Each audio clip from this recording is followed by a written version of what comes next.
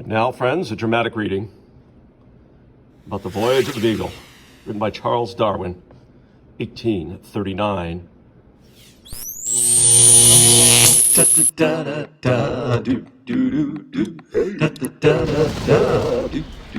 All right. Hey now. Mr. Kovacs Class. It's Mr. Kovacs Class. You might learn a ton. It's Mr. Kovacs Class. It's interesting too. It's Mr. Kovacs Class. And he's super cool. It's Mr. Kovacs Class. On the Galapagos, the lower parts of the island are very sterile. The dry and parched surface, heated by the noonday sun, gave to the air a close and sultry feeling, like that from a stove. We fancied that even the bushes smelt unpleasant. The sand, it was extremely hot. The thermometer, placed in some of a brown color, immediately rose to 137 degrees. And how much above that it would have risen, I do not know, for it was not graduated any higher. The black sand felt much hotter, so that even in my thick boots, it was quite disagreeable to walk over it. Although I diligently tried to collect as many plants as possible, I succeeded in getting very few.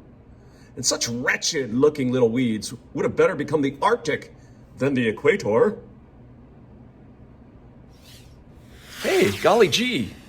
The Galapagos sounds like a great place to go on vacation. I wonder what Darwin would say to that. On iguanas. The iguana is extremely common on all the islands throughout the group, and it lives exclusively on the rocky sea beaches, never being found, at least I never saw one, even 10 yards inshore. It is a hideous-looking creature of a dirty black color, stupid and sluggish in its movements. They do not seem to have any notion of biting, but when much frightened, they do squirt a drop of fluid from each nostril.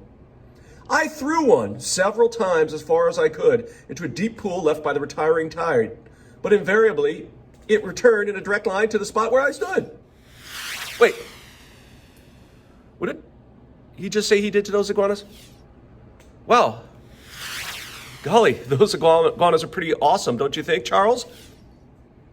Like their brothers, the sea kind, they, the land iguanas, are ugly animals, of a yellowish orange beneath and of a brownish red color above. From their low facial angle, they have a singularly stupid appearance. In their movements, they are lazy and half torpid. When not frightened, they just slowly crawl along with their tails and bellies dragging on the ground.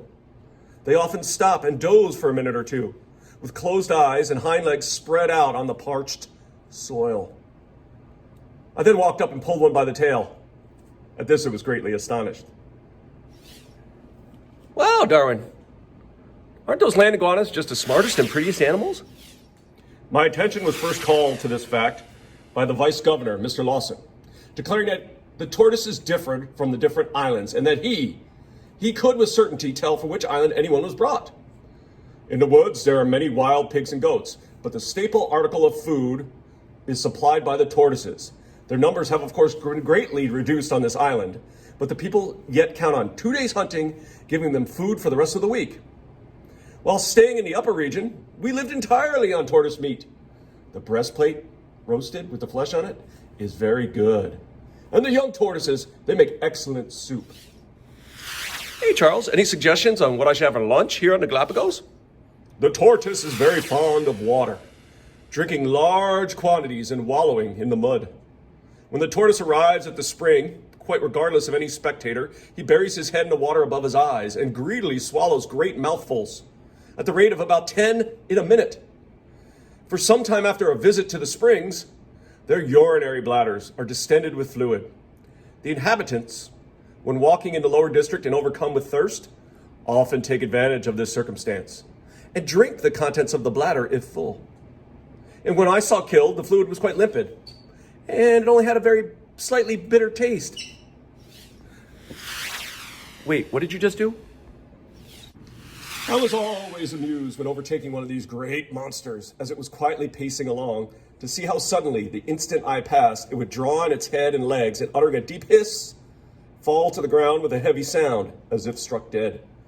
I frequently got on their backs, and giving a few raps to the hinder part of their shells, they would rise up and walk away. But I found it very difficult to keep my balance. So how about those tortoises? Aren't they as awesome as they appear, Charles Darwin? That was a dramatic reading from Voyage of the Beagle by Charles Darwin, written in 1839. Thanks for watching.